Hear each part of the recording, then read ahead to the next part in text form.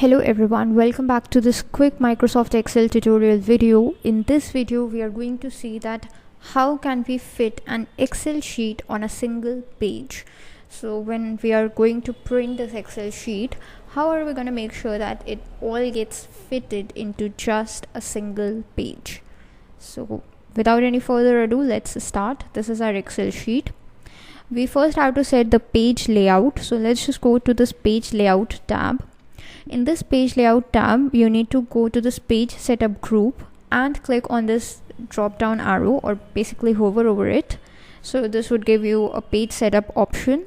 Let's just click into it because it would give us some more options which are not present in the bar over here or in the page setup group. So we gotta wait for a few seconds till this pops up over here.